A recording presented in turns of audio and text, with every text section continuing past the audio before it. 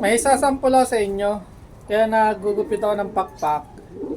Tsaka ng buntot. Ito, sasample ako sa inyo si si Doraemon. Ayan. Aabot na tayo ng derby.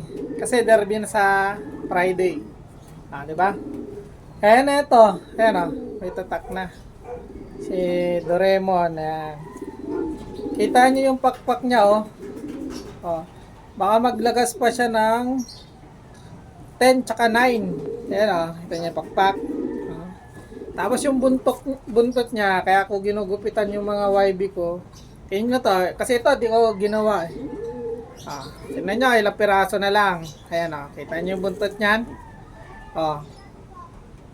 3, 4, 5, 6, 7 piraso na lang. Di ba? Kaya importante, kaya pinaka-basic, importante talaga sasabay natin sa pwede rin yung buntot kasi malaking tulong sa kanila yan. Ito, di ko ginawa. Tingnan nyo. Diba, butas. Laki ng butas niya, no? Diba? Malaga ang buntot sa ibon. Kaya, pag nagpwede rin kayo, sama nyo. Para pagdating ng derby, gaya nito, derby, butas tayo buntot. Pangawa naman ng ibon. Diba? Nahihirapan sa lipad. Yan lang.